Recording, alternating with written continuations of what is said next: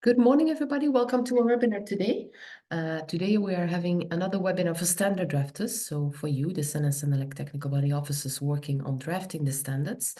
And today's webinar is about the internal regulations part 3, which you are hopefully already familiar with, but we'll dive today into the details. My name is Els and I will be moderating the webinar in the background. My colleague, Amy Jayne, is connected as a speaker for you today. And as usual, you're all muted during the presentations, but you have the possibility to use the Q&A panel to submit your questions. Should your question remain unreplied today, we make sure to have a Q&A report available via our website as soon as possible. And the webinar has been recorded as well, so you will have the possibility to look back or listen back whenever you want to. The recording and the presentation will be made available via the CEN-CENELEC expert sites, as it has been the case or it has been done already for the past webinars for standard drafters. Should you be on Twitter or X, as we call it today, please use the training for standards hashtag. You can find CEN-CENELEC via the handle standards for EU. So let's dive into the details now with Amy Jayne, who is very keen to start presenting you the internal regulations part 3. Thank you, Amy Jayne. The floor is yours. Thank you, Els. Good morning, everybody, and thank you for joining us today. As Els said, to talk all about the internal regulations part 3. So today's discussion will be split into two parts. So we're going to talk about what are the internal regulations part 3, which I'll refer to from now on as the IR3, just to make it a bit easier. We'll talk about what they are, why they're important, where they come from, a little bit of background, just so that you know a bit of the history. But then the bulk of the presentation will be focused on how to apply them. So what the rules actually mean, what they say, how to interpret them, and then some examples as well. But first of all, what is the IR3 that we all talk about all the time? Well, it is the standard of standards. So it is the Bible of drafting. It is the rule book that you should know about and follow. The current edition is from 2022. We are constantly updating this. We're constantly revising this. So it's worth keeping an eye out for the latest edition. But as of today, it is from 2022. And we've given you the link in the slide. So when you get those, you have a direct link to it. And as I've said, it's all the rules, the guidelines, introductory wording, everything that you need for a European deliverable. So today we're going to focus mainly on European standards, so ENs, the rules for TSs, so technical specifications, and the rules for TRs, or technical reports. Not so much on amendments. The rules in IR3 still apply to amendments in terms of drafting. So there are certain elements that you still need to apply within your amendment text, but the structure of an amendment is a little bit different. And for this reason, we do have separate guidance on amendments. We have a simple template on the CEN side, which has now been published, and that's available to you where you find those simple templates. And we do have some BOSS guidance, which is up and coming. It's currently undergoing a review. So keep an eye out for that. But for today, we'll just be focusing on those ENs, those TSs, and those TRs. And all of the guidance material from your editors is based on IR3, and that includes the simple template and the quick start guides, the CEN and CENELEC BOSS drafting pages, and of course these webinars, the webinars that we've done in the past too. Everything is based on IR3 and helping you to apply it in an efficient way. So this is obligatory for you to follow, and for ENs, TSs, and TRs, there are no exceptions. You have to follow IR3. It is the most important document when you are drafting a standard. But we are aware it is very long and sometimes very complex, very difficult to understand. And for that reason, we've tried to make it easier for you. And if you still need a reason to use the simple template, the fact that it applies IR3 for you in a broad sense is a very good reason. So please use those templates to help. And where can you find them? You can go to the BOSS, you can go to guidance documents, and you have the internal regulations part 1 to 4. Part 3 is the most important one for you in terms of drafting. And you'll find that in English, French, and German language versions. And again, we've given you the link for later on, but you won't need it for right now. So now onto the bulk of today's presentation. This is the application and interpretation of IR3. And we're going to follow this kind of structure. So I'll give you the point that IR3 raises, so the rule. I'll give you a brief explanation or an interpretation of it. And then where it's a little bit difficult to understand, I'll give you an example as well, an example of what to do and what not to do. So the important thing to know is that IR3 is laid out just like a European standard. So it's got clauses 1, 2, and 3, which are the scope, normative references, and terms and definitions, which is just like how your standard should be. However, for today, we're just going to focus on clauses 4 onwards, because this is where the drafting guidance is.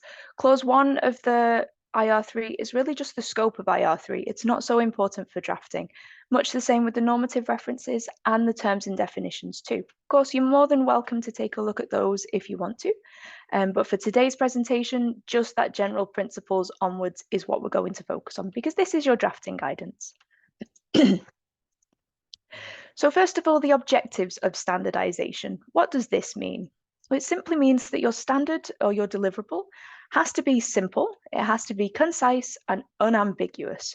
So simply drafted, concisely drafted with nothing extra that we need to know, and nothing unambiguous. So try to make it as clear as possible when you're drafting. You need to keep it within the limits of the scope that you define as well. So don't put something from ABC in there and then go on to talk about DEF. That won't work. You need to use all available knowledge about state of the art as well. So you need to make sure that everything that's available on state of the art right now, that you're using that when you draft your technical content of the standard. And you also need to take into account current market conditions, but allow framework for future technological developments. So you need to make sure that you're handling both the current situation and allowing for future developments to your deliverable too. And of course, you do need to conform to IR2, which is more procedural matters. So do take a look at that. And it's worth noting that standards are not obligatory to follow, but other sources can make following the standard obligatory. What does this mean? So a European deliverable is optional. You don't have to follow it if you don't want to. However, it's entirely possible that a law might make a European standard obligatory. So a law might say you have to follow EN blah blah in order to comply with our law, something like that. So just to keep that in mind. And I will say this many, many times today, but absolutely no normative references to directives, legislation, or regulations can be made. This is a big point that we still see a lot of in European deliverables. It's something that isn't permitted, it causes delays. So this is not the first time I will say it, but please, if you take nothing else away from today, take this away.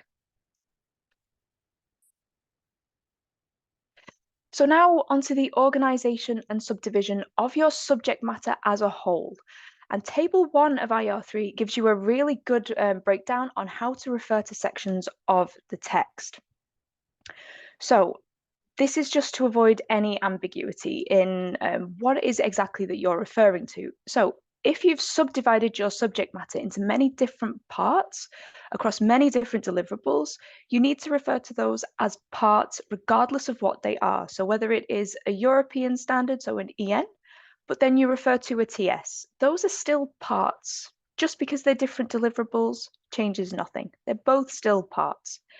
And then within your deliverable itself, you have clause, you have subclause, and you have paragraph, and of course, annex. In practice, this looks simply like this. So CEN blah blah part 4, see clause 5, as described in subclause 4.6, and given in the following paragraph. What we sometimes see and what is wrong to draft as is, for example, see the 4th series part. See chapter 5, as described in subsection 4.6, given in the following section. While this is okay to do, it still gives the same information. It's not clear and concise, and it could mean something different from a translation perspective, because many people who use European deliverables aren't native English speakers, and you need to bear that in mind as well. So if you stick to what is defined in table 1, there shouldn't be any problem with translation or using the standard as a whole.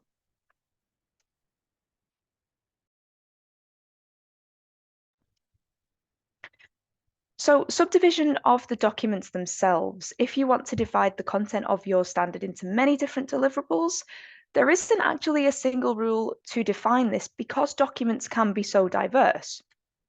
But IR3 gives us two clear examples. So on the left-hand side, you have examples where each part deals with a specific aspect of the subject, but it can also stand alone. So for example, you have a standard on vocabularies, and then you have a standard on requirements, and then a test methods, something like that. So you can split it up like that if you want to.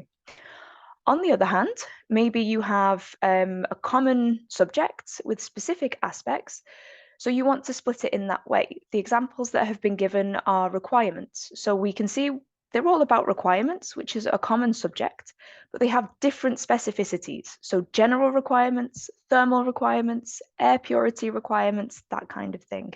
So there are so many different ways for you to split your documents up that it's a bit difficult to define a single rule.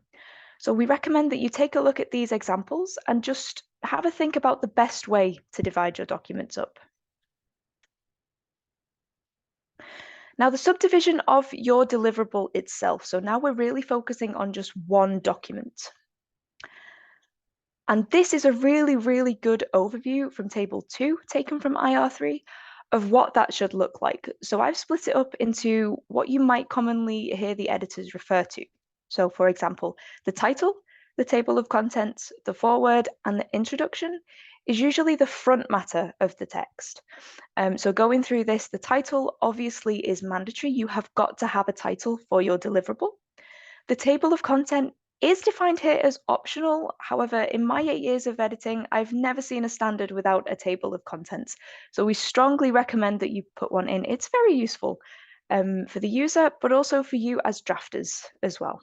So definitely make sure you have a table of content.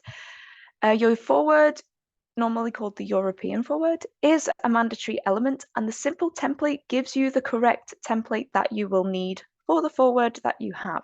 Whether it is an inquiry, a formal vote, a TS, or a TR, all of the information is in there for you. Now, the introduction is an optional element or it's a conditional element based on if you have patent information. We'll go into these aspects in more detail shortly. Please don't worry. So your scope, normative references, terms and definitions, and symbols and abbreviated terms. These are clauses 1, 2, 3, possibly clause 4 for the abbreviated terms clause, but that can also go into clause 3. Again, we'll cover this in more detail shortly. But it is worth noting that clauses 1, 2, and 3, so your scope, normative references, and terms and definitions, they are all mandatory clauses. You have to have them regardless of the deliverable, except for those amendments. Those you don't need to have clauses 1, 2, and 3. Clause 4 and 5 onwards is usually the technical content of the standard, except for if you have that abbreviated terms clause, which could be clause 4. It depends on how you want to lay the standard out. The technical content is, of course, mandatory, but different elements to it are either optional or conditional based on the content that you have. Annexes, they are optional. You don't have to have them. They will always be optional. The bibliography is conditional elements, and the indices are optional, and those form your back matter as well. So that's the general layout. Of course, you take out the elements that you don't need, you put them in what you do, but that's the basic structure of a European deliverable. So now onto verbal forms for expressions of provisions. What on earth does that sentence mean? It's very confusing even for native speakers, I think. It's basically just how you draft the requirements, recommendations, and permissions. And these have to be drafted very, very clearly because it is very easy to confuse a recommendation with a requirement if it's incorrectly drafted. And to do this, we are going to take a look at the tables that are given in the Internal Regulations Part 3, which are beautiful tables. They're very simple to understand. So let's get into that. So table 3 is requirements. And you can see on the left-hand column, we have the preferred verbal form, which is simply the term we want you to use, the term that we wish that you would use all the time. However, we know that that doesn't always fit into what you're trying to say. So we give you some equivalent phrases or expressions that are okay to use instead of shall, just to make things read better. So, for example, we have is to, is required that. Has to is a little bit strange. It doesn't always read right. Only blah blah is permitted, or it is necessary, something like that. So in our examples, Belgian waffles shall be served with chocolate and strawberries. Very clear requirement there. We can't mistake that for a recommendation or anything else. Compare that with the example on the bottom. Belgian waffles need to be eaten cold. It's need to be. It's not a clear-cut requirement they shall be eaten cold. It's a need to be. But do I have to eat them cold? That's up for debate. So if you're trying to express a requirement, keep it simple. Use what is in table 3, and those are clearly defined requirements. Next, we have recommendations, and these are taken from table 4. So we have the same principle. We have the preferred verbal form, so should or should not, very clearly a requirement. But then we have the equivalent phrases. So we have it is recommended that or ought to. So in our examples, Belgian waffles should be served with chocolate and strawberries versus an example not so good, Belgian waffles ideally need to be eaten cold. It's not really a strong recommendation, it's still there, but it could be read as if you want to, you don't have to, we don't really care. Whereas should is a clear recommendation. Yeah, it's fairly clear. And then we have permissions as well. So this is in table 5. So we have a preferred verbal form, may, and the equivalent phrases is permitted, is allowed, and is permissible. And again, our example nice and clear, Belgian waffles may be served with chocolate and strawberries. Now, may isn't an expression of the word might, which we sometimes see. So may, it's like may be done, it may not be done, we don't know in terms of it might be done.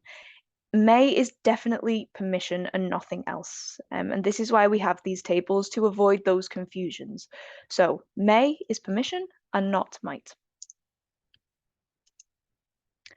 Now, external constraints, we sometimes see the word must, which is external constraint. We sometimes see this used in place of requirements, but this is wrong. It's a wrong interpretation. Must is only to be used where specific conditions exist in a given country, or to express the law of nature.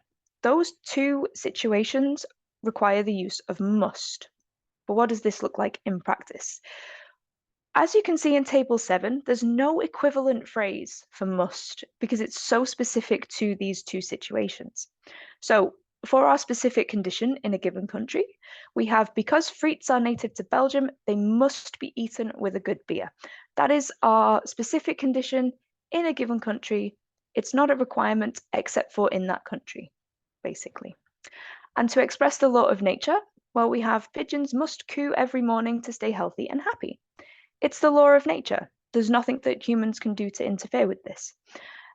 So therefore, in those situations, we have to use must. IR3 does give 2 different examples, but just to show you how to use it in a different way as well. So now a special mention to can. Can is one of our favorite words as editors because it expresses statements of fact, and you should use it in a number of different situations where requirements, recommendations, and permissions are not allowed. For example, in technical reports, since these cannot contain any requirements, and also wherever you have a reference to a directive or a legislation, which, as I've said before, are not permitted to be normatively referenced. So can will be your best friend for this. And can is used to express possibility and capability, or a statement of fact. And if can doesn't quite work in what you're trying to write, you can use be able to, is a possibility of, or it is possible to. But we have some examples. So beer can be consumed on a terrace. It's a statement of fact. It doesn't require anybody to do anything. It's not recommending anybody to do anything. It's also not permitting anybody to do anything. It's just stating a possibility. It's stating a fact. Similarly, Belgian waffles can be served with chocolate and strawberries, the same thing. But the most important thing is the directive reference. This is a perfect way to refer to a directive. The directive EU frite states that frites can be eaten with mayonnaise or sauce andalouse. It's a statement of fact. This is the only time we ever want to see directives referenced in your deliverable. There's no shall, it's just can.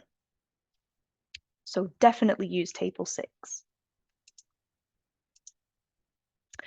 So some things we often see in deliverables that are wrong. I've already mentioned must is not a requirement. It's not to be used in place of shall. Sometimes it feels like the word must is a good idea, but it's simply not the case. If it's must, it's external constraint. If it's a requirement, it's shall, or any of those examples given in table 3. Likewise, may is not a possibility, i.e. to be used in place of might. Please don't do it.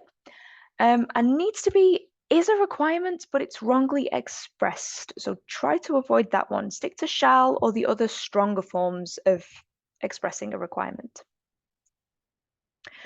And as a rule, if you stick to tables 3 to 7, you can't go wrong with those expressions of those elements. That's what we tend to advise you to do as drafters. So now moving on to spelling. This is a question we don't get so often, but it's worth just to clarify what you need to do. So as a rule, British English does prevail. So British English is used in words, for example, like colour, sulphur, and donut, although I don't think you'll ever need to use donut, just to give you an example. So you can see there we have the U in colour and we have PH in sulphur. However, for certain words that contain a Z, then you need to use the American English. So that's it, for example, in standardization and harmonized, that kind of thing. This is something the editors check for, so if you miss one or two, please don't worry, but just to make you aware that you might see that difference. It's not confusing, it is the rule in IR3. The linguistic style needs to be, as I've said in the beginning, simple and concise, so no flowery language. So for example, test methods are obliged to consider the importance of the use of. Sounds very beautiful and sounds very nice, but you can simply say test method shall use. The first example, it's not so clear what is actually the obligation. Are we obliged to consider the importance, or is the importance the obligation? It's not so clear. Whereas test method shall use is nice and clear. It's very simple. This is what we want throughout the whole text. And a note on inclusive terminology. This is a new addition for the 2022 version. IR3 gives some examples, but not an extensive list. If you'd like a big list that's very comprehensive, you can take a look at the ISO house style guide. They give some really nice examples of this. But inclusive terminology is simply just neutral terminology. It's things like instead of saying chairman, we say chair. Instead of saying workman, we say worker or workforce or labourer, something like that. It's neutral in terms of sex, gender, race, religion, all of that. It just evens the playing field for everybody involved. So you need to keep this in mind when you're drafting certain keywords.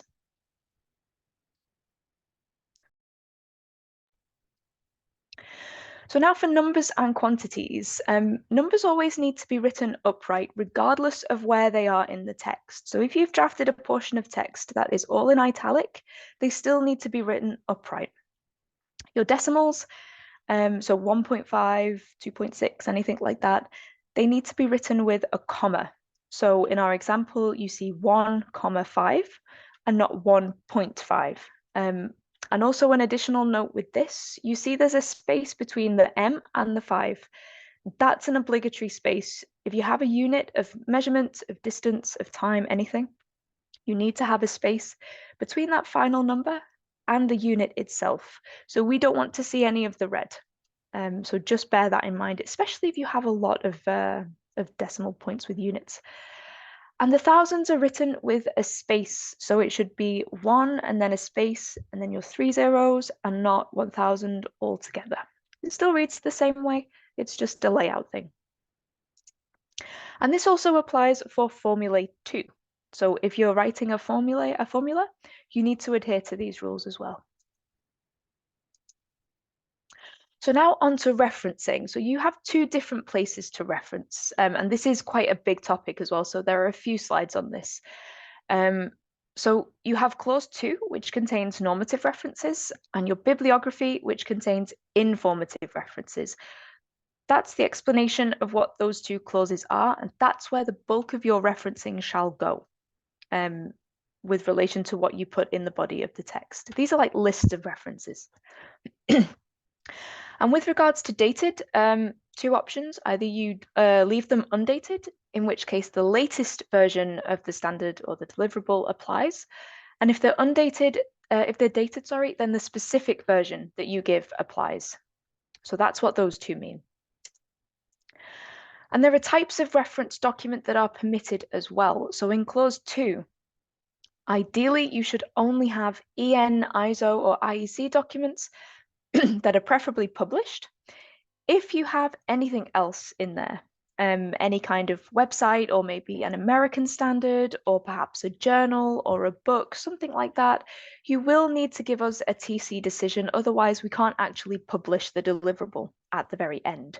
Now for CEN, this is obligatory. If you have a reference that's outside of what's on your screen now, you need to provide us with a TC decision. In CENELEC, it's at the TC's discretion to decide if a TC decision is needed. If in doubt, contact mail production and we will let you know what you need to do. In your bibliography, however, you can have anything because it's an informative section. So any books, journals, directives, go crazy in there. As long as it's publicly available, anything is okay. So specifically on clause 2. This is only normative references, so nothing informative or something that isn't referenced in your text. Again, no directives, legislation, or regulations is permitted. This is something that the editors will remove. And you can have a mix of dated and undated.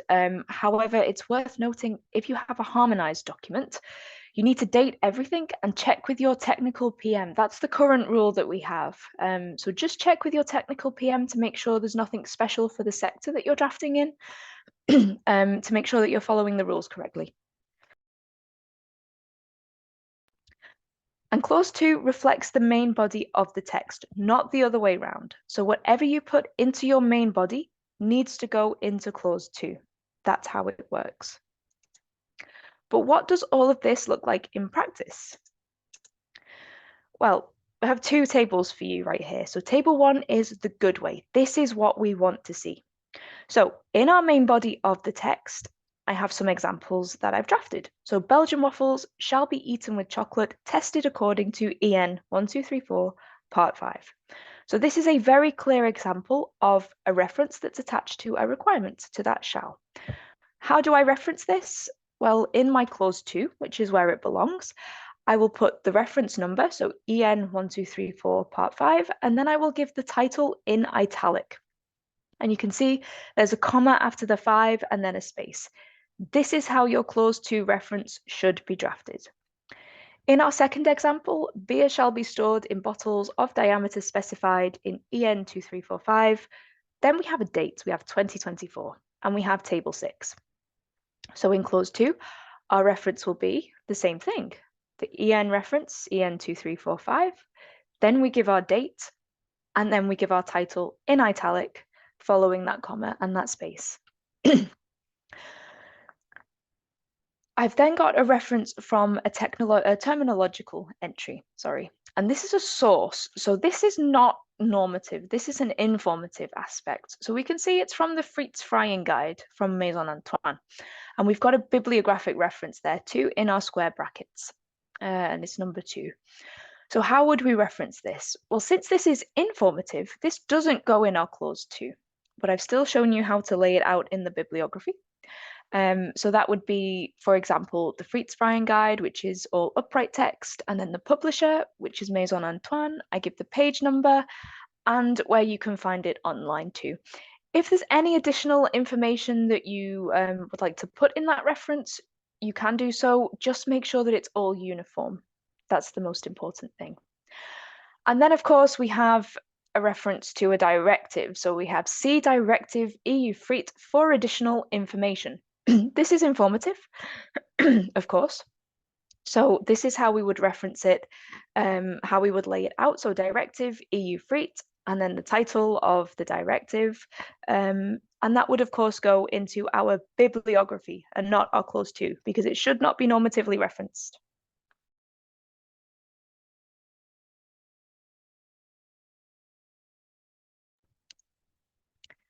So this is how not to reference. So these are things that we sometimes see that are incorrectly done. So Belgian waffles shall be eaten with chocolate, tested according to EN 1234 part 5, 1999. But then in clause 2, we have a 2024 version, or in fact here it's in the bibliography. 2024, 1999, they don't match up. So what the editor will do is we will check in our database to see which is the most up-to-date version. But maybe we see that the 2024 has been abandoned, but the 1999 version is withdrawn. So we'll have to contact you just to see which is correct, what you would like to do. This does cause delays, so make sure that whatever you write in the main body is up to date and reflected in clause 2. And this one would go into clause 2, not the bibliography. Likewise, with our second example, the beer shall be stored in bottles of diameter specified in EM blah blah table 6.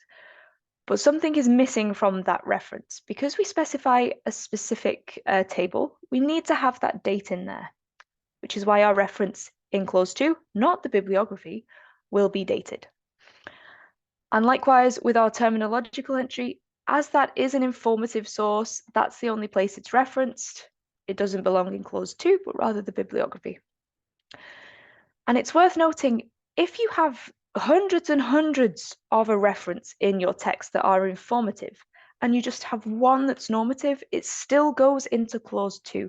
It doesn't matter how many references you have to a certain deliverable that are informative. Just one normative reference means it belongs in clause 2. Okay?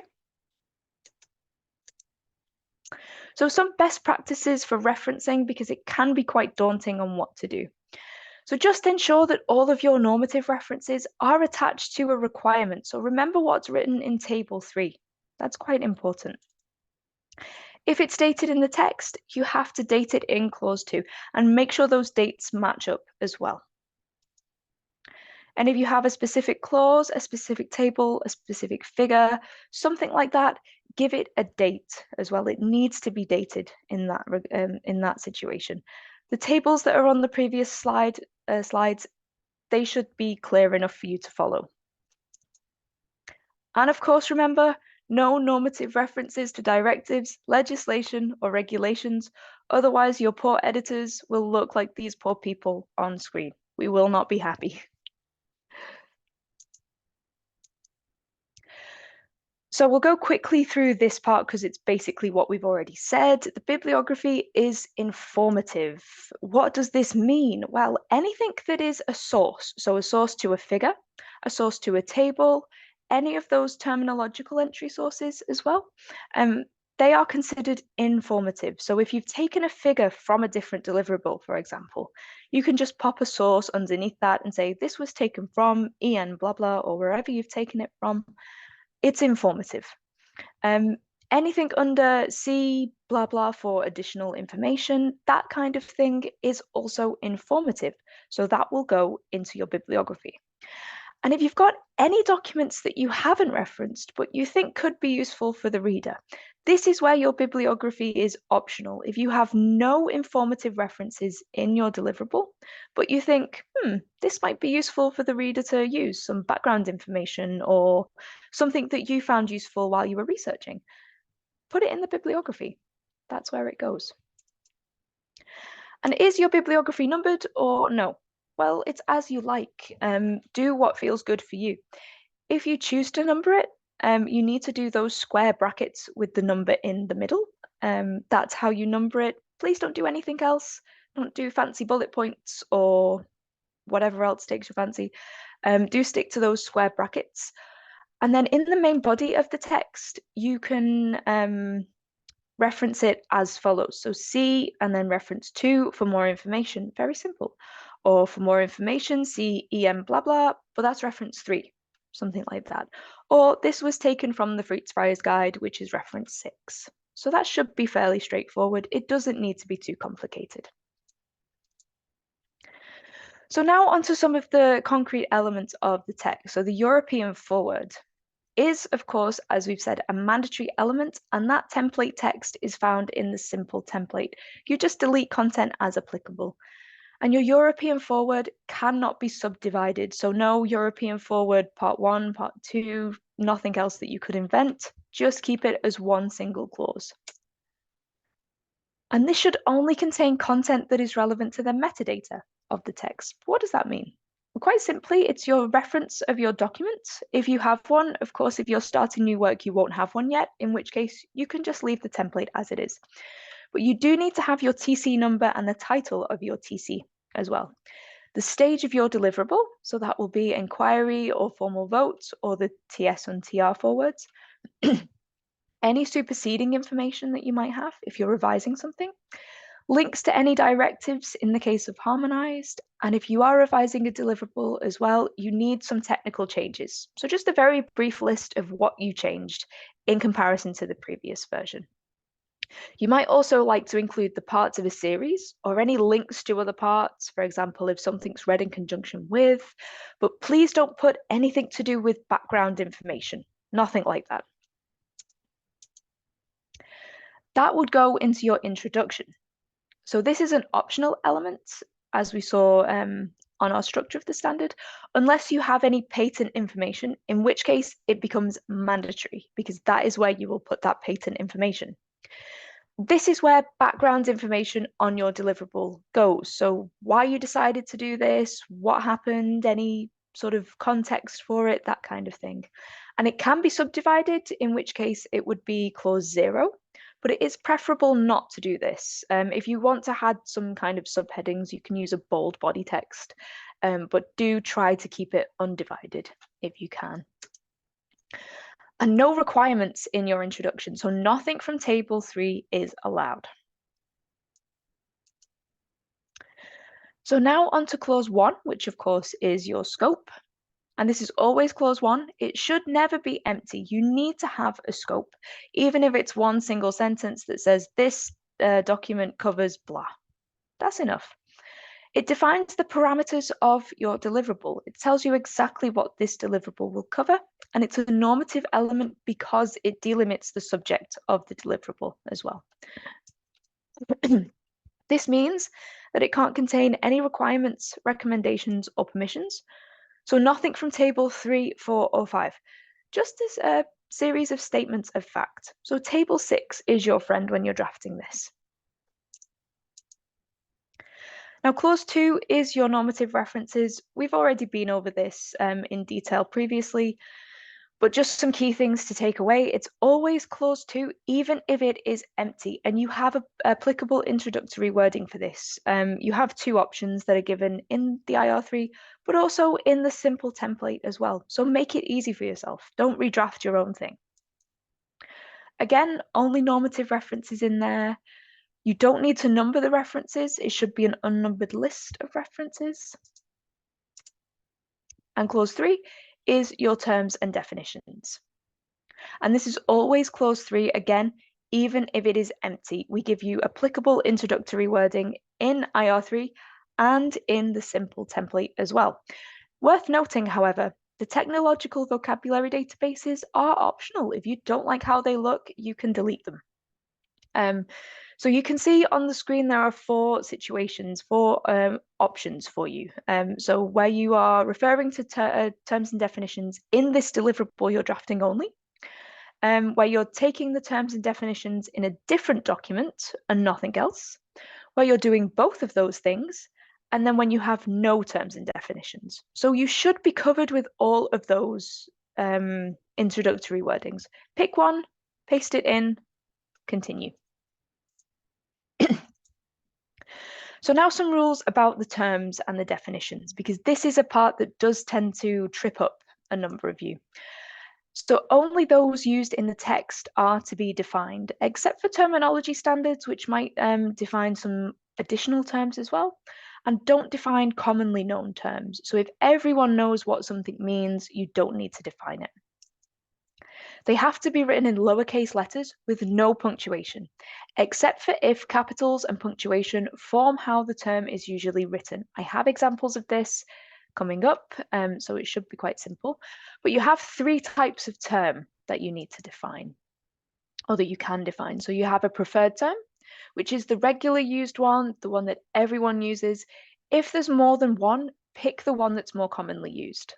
You then have an admitted term, which is an accepted synonym of the preferred term. So a different way of saying the preferred term. And then finally, you have a deprecated term.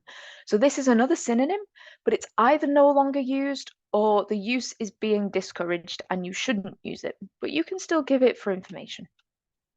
But what does this mean?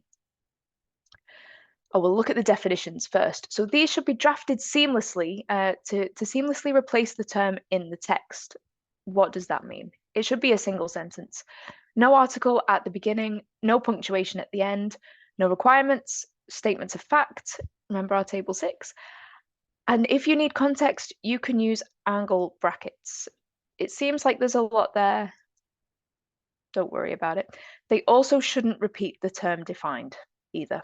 So there's a lot of rules here around the definitions and the terms. What does it all look like? Well, here we have 3 beautiful examples of perfect definitions, perfect terms and definitions. Note this doesn't talk about the styling today. That's not applicable for today's webinar. This is just about the content of these. So 3.1, we have waffle. Our context for this is a Liège waffle, and it is a square-shaped cake-like dessert with small square-shaped pockets. It tells us exactly what that is. It doesn't repeat the term being defined. There's no requirements. There's no punctuation, no capital letters. It is beautiful. In 3.2, we have EU. This is European Union. And I've put this in to show you that maybe you want to define what an EU regulation is. Obviously there you would need those capitals because EU is always written with capitals. If it's not, it's a bit strange. And then we have all 3 of those terms in 3.3. We have our preferred, our accepted, and our deprecated. This is how you lay that out. So it should be fairly clear. What does it not look like? So these are things that we often see that we have to contact you about to redraft or reformulate something like that. So 3.5, waffle. A Liège waffle, perfect. It's a square-shaped waffle with a waffle pattern. Well, that doesn't really tell me exactly what a waffle is. It doesn't tell me anything. So I would have to contact you as a drafter to redraft this. Causes delays, it takes time. 3.6 contains everything not to do. So there we have a capital letter on frites. It starts with an article, a. There's a shall, a short rectangular cut of potato, which shall be cooked twice in beef fat, and there's a punctuation at the end. This is what not to do. And anything else that you can think of as well. Just don't do it. So now some peripherals that you might want in there. So for notes, this on screen is how you lay out a note. It's a note 1 to entry, and the arrow here denotes a tab. So if you press the tab key on your keyboard, that is what that space is. It is not the spacebar key. It is a tab key. So it's note 1 to entry, a colon, a tab, and then the content of the note with a full stop at the end. It's always like this. There's no other alternative, always written like this. Numbered even if there is only one of them as well.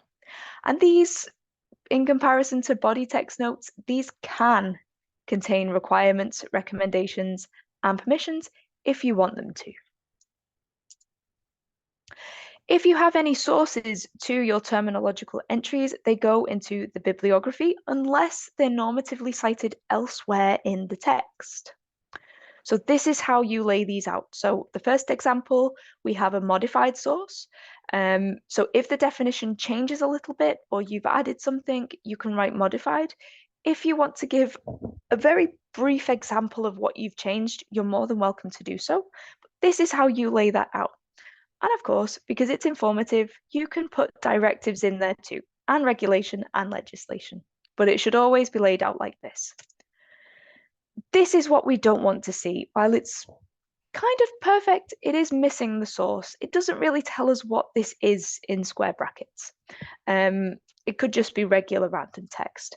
So make sure that you have that source on there. And as I've said, anything can go into there because it's informative, but it just has to be publicly available. Also, figures and formulae are permitted as well. If you find that something, a figure or a formulae might be easy to define something, pop it in.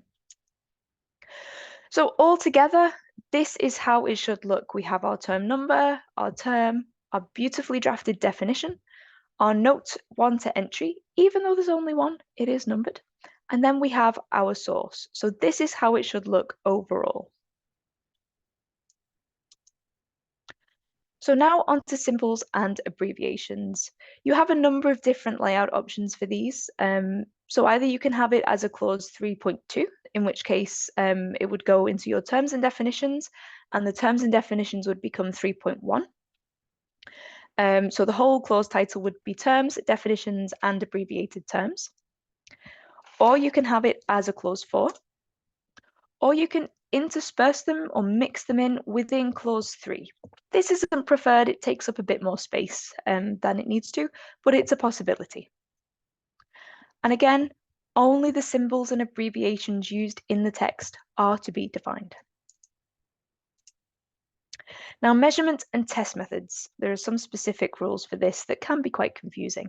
So this would be your clause 4 or your clause 5 onwards, depending on where you put those abbreviations, if you have any. And you have to subdivide it as follows, depending on what you have. So first your principle, then any reagents or materials that you've used, then your apparatus, preparation and preservation of test samples, your procedure that you followed, the expression of results, and finally your test report.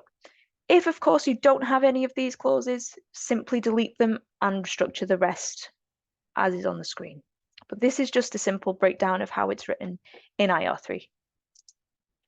And you also need to determine the type of test as well. You need to identify that somewhere, possibly in the principle, just to let the user know what type of test they're doing. And if you have any warnings, so public interest warnings, public safety warnings, health and safety warnings, that kind of thing, give them where applicable. So if you're using a dangerous piece of apparatus, just give a quick brief warning that it's dangerous. Now onto the annexes. So these are either informative or normative. So normative just simply means there are additional requirements that the user has to follow, and informative means additional information and or any optional requirements. And those requirements are optional. The user doesn't have to follow them. So that's the main important thing about the difference between the two. These go at the end of the document, as we saw at the beginning of the presentation. And they need to be referred to somewhere in the text. This can be as simple as C Annex A, C Annex B, something like that. It doesn't need to be too complicated. And very quickly, this is just how to lay out the title. So as you can see, we've got Annex A and Annex B, one's informative and one's normative. And that informative or normative label is not bold. It should be unbold. And then you give your title of the annex. What we don't want to see is things like appendix, anything like that. The annexes are always called annex.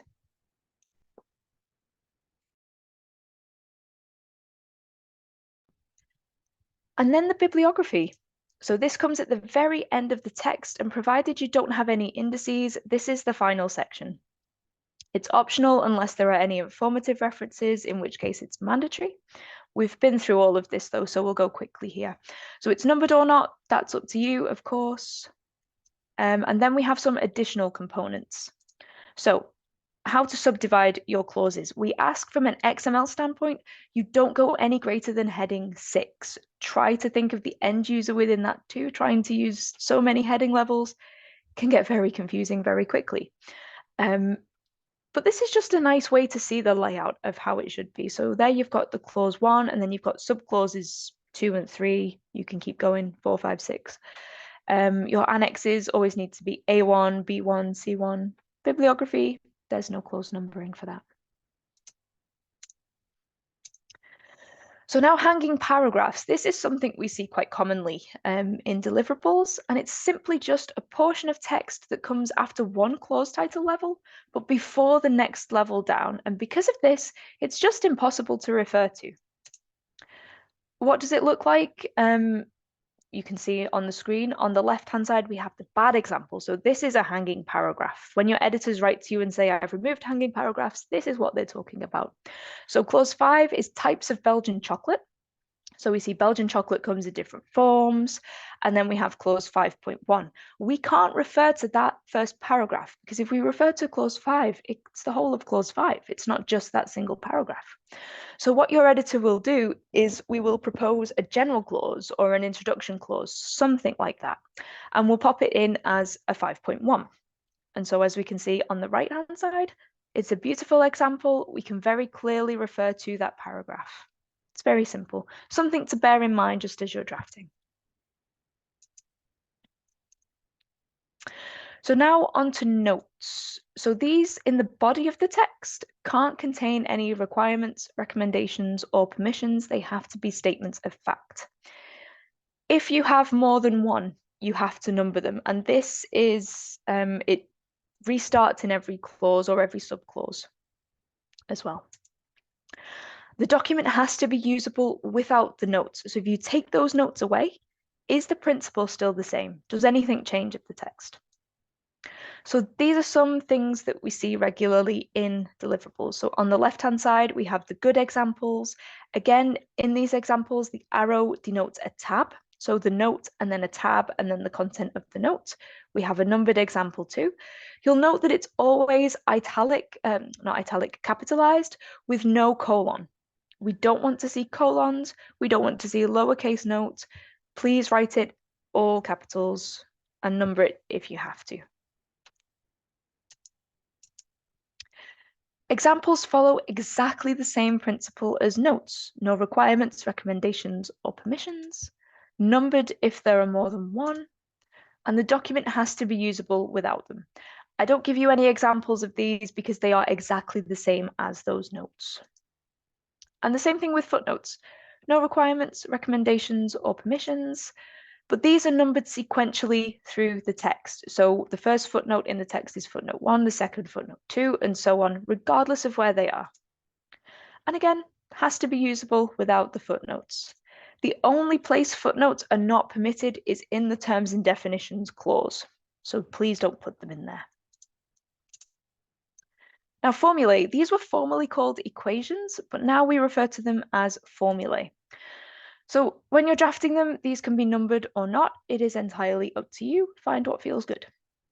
They shall be expressed in mathematically correct form, and this is what the editors expect you to do because we are not technically trained to know if these are correct or not. IR3 gives some beautiful examples of how to lay these out, such as on your screen right now. How do you draft them? You need to bear in mind what we talked about with expressing your numbers as well on previous slides. But for complex equations, formulae, sorry, you can use the equation builder in Word. It is a very, very good tool and very useful. For simple ones, however, 1 + 1 is 2, A + B is C. You can just type those using plain text. You don't need to use the equation builder. Similarly, for single letters or numbers, anything like that, just type them using plain text. And it's worth noting, if you have a number, like hundreds of formulae across hundreds of deliverables, it might be worth investing in math type. It's what we use in-house to edit your formulae, but since it's paid software, we can't oblige its use. Now, figures and tables, I don't go into too much detail today because there is extensive guidance on the boss page on both of these. But just to give you an overview, they have to be simply drafted. They have to be mentioned somewhere in the text. And the title is where we meet some confusion. So the numbering of a title is obligatory, but the title itself, the explanation, is optional. Simply in the example on your screen, the blue text, table 1, that's the obligatory part. The supplementary information, the pink text, that's the optional part. So when we talk about how tables need a title, it's usually that number designation that we're talking about. Make sure that all of your designated tables have one. Anything where you've used a table to lay things out, they don't need to be numbered.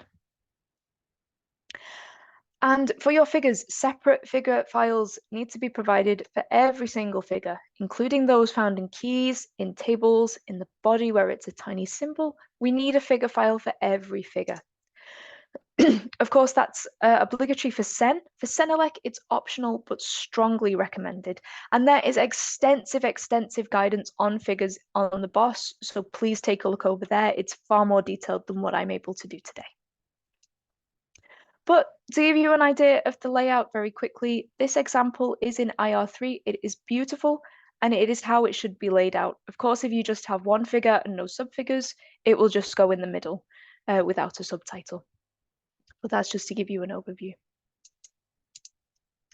So now a note on trademarks. If you do have trademarks in there, you do need to use a specific footnote. The wording in IR3 is a little bit vague.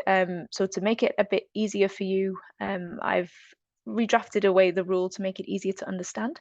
So if you only have one product that is available on the market that will allow the successful use of the document and nothing else will result in the success, you give the trade name in the text and then you add this footnote.